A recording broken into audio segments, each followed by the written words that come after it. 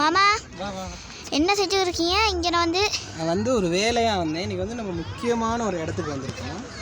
அப்படின்னா இந்த ரோட்டில் போக வேண்டிய ஒரு வேலையாக வந்தேன். ஆனால் இந்த மாதிரி ஒரு இடத்த பார்த்தப்போ, இந்த மாதிரி ஒரு ஃபேமஸான ஒரு இடம் நமக்கு பக்கத்துலேயே இருக்கிறப்போ இங்கே இறங்கி இதை பார்க்காம போக முடியாது.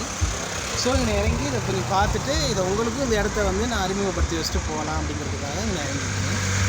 என்ன இந்த இடம் அப்படின்னா, இந்த இடத்துல வந்து என்ன ஸ்பெஷல் அப்படின்னா, தெற்காசியாவிலேயே ஒரு பியோர் ஆக்சிஜன், அதாவது சுத்தமான காற்று கிடைக்கக்கூடிய ஒரு இடம் அப்படின்ட்டு இது கிட்டத்தில் சொல்லியிருக்காங்க. அப்படி நிறையா இடங்கள் இருக்குது. அப்படி இருக்கிறதுல ஒரு இடம் இது. அப்படி தெற்காசியாவில் சுத்தமான ஒரு காற்று கிடைக்கக்கூடிய ஒரு இடங்களில் ஒன்றா இதை வந்து பிரகடனப்படுத்தியிருக்காங்க. அந்த மாதிரி ஒரு இடம் தான் இது. இங்கே வந்து என்னென்னா சுற்றி மலைகள், நிறைய இயற்கை காற்று, மரங்கள் இதெல்லாம் இருக்குது. ஸோ இங்கே வந்து நிறைய பேர் வர்றாங்க இந்த இடத்த பார்க்குறதுக்காக. இது ஒரு டூரிஸ்ட் ஸ்பாட் தான். நிறையா டூரிஸ்ட் வந்து இங்கே வராங்க. இப்போ இங்கே பார்த்தாலே தெரியும், போகிற வெஹிக்கல்லாம் பார்த்தாலே தெரியும். இது ஒரு மினி ஊட்டி மாதிரி, கொடைக்கானல் மாதிரி, இல்லை ஒரு நுவரெலியா மாதிரி ஒரு பியோர் டூரிஸ்ட் பிளேஸ் அப்படின்னு கூட வச்சுக்கலாம். சரி, உள்ளே போய் பார்ப்போம், உங்களுக்கு நான் காட்டுறேன். சரி, நம்ம இது உள்ளே போயிட்டு பார்ப்போம் இது எப்படி இருக்குது அப்படின்ட்டுன்னு. போகிற வழி இதுள்ள பாருங்க, ஃபுல் டூரிஸ்ட் தான், டூரிஸ்ட் பிளேஸ் ஒன்று தான். இதெல்லாம் வந்து நம்ம வீட்டுக்கு ரொம்ப பக்கத்துலேயே இருக்கிற ஒரு வியூ பாயிண்ட் ஒன்று தான். இந்த இடம் பேரே வியூ பாயிண்ட் அப்படின்னு தான் சொல்கிறாங்க. இது முதல்ல இதெல்லாம் இருக்கலை, இப்படி ஒரு ஸ்டேடியம் மாதிரியெல்லாம் இருக்கலை. இது வந்து இப்போ கிட்டத்தில் இங்கே நிறையா டூரிஸ்ட் வர தோணுனதுக்கு அப்புறம் இதை உருவாக்கியிருக்காங்க.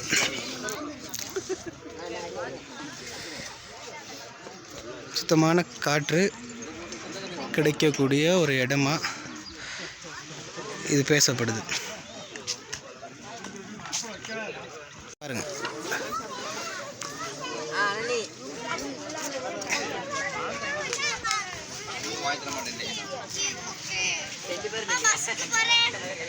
நீங்க மட்டும் எப்படி எல்லா இடத்துக்கும் போய் சுற்றி பார்க்கணும்னு நினைக்கிறீங்க? அப்படின்னா என்னன்னா, சுற்றி பார்க்கணுன்ட்டு நம்ம தூரத்துக்கெல்லாம் நம்ம போகிறதில்ல. என்னென்னா, நம்ம வீட்டை சுற்றி நம்ம இருக்கிற இடங்களை சுற்றியே நல்ல இயற்கை காட்சிகள் இருக்கனால அதை போய் பார்க்கணும் அப்படின்ற ஒரு ஆர்வம் வருது. இன்னொரு விஷயம் என்னென்னா, இது வந்து ஒரு மனசுக்கு ஒரு அமைதியை தருது. நம்ம இந்த உலகத்தில் யாரையும் நம்பக்கூடாது. ஃபஸ்ட்டு யாரும் நம்ம கூட வருவாங்க போவாங்க அப்படிங்கிறது நினைக்கவே கூடாது. எந்த அளவு நம்ம சந்தோஷமாக வச்சுக்கிறோமோ அந்தளவு நம்ம என்ன செய்யணும், நம்மளை சந்தோஷமாக வச்சுக்கணும்.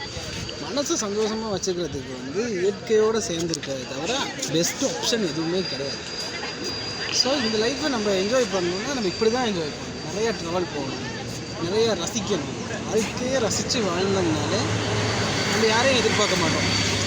ஒரு எதிர்பார்ப்பே இல்லை ஒரு வாழ்க்கை தான் நமக்கு என்னது வரும் அப்படின்னா உண்மையான நிம்மதியே தரும். ஸோ அதனோட விளைவாக தான் அதோட நம்ம இருக்கிற இடம் வந்து ஒரு டூரிஸ்ட் ஸ்பாட் அப்படிங்கிறதுனால நம்ம என்ன செய்கிறோம், சுற்றி வந்து எல்லாத்தையும் ரசிக்கக்கூடிய வாய்ப்பு நமக்கு இருக்குது. ஸோ நிறையா ட்ராவல் போவேன், நிறையா சுற்றி பார்ப்பேன். அது வந்து ஒரு ஹாபி மட்டும் இல்லை, அது வந்து ஒரு மைண்ட் ரிலீஃப் நமக்கு. பார்ப்போம். மாமா என்ன டீ குடிக்க வந்தீங்களா?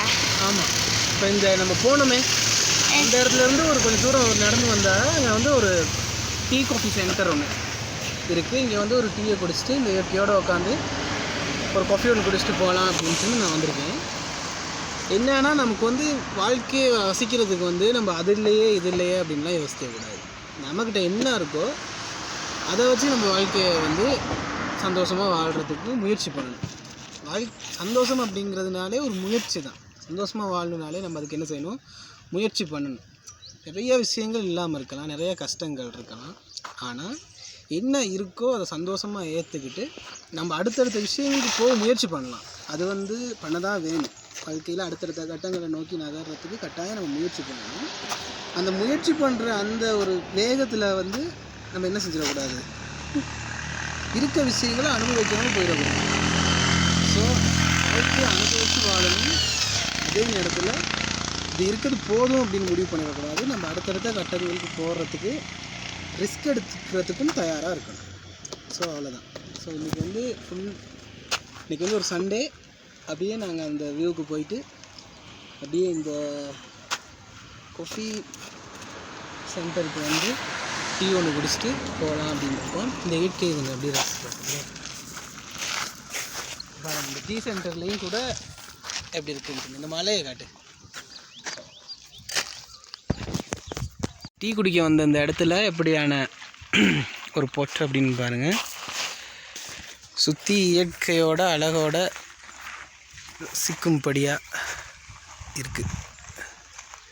ரைட், டீ வந்துடுச்சு, நம்ம குடிப்போம். மாமா இப்போ எங்கே போக போகிறோம்?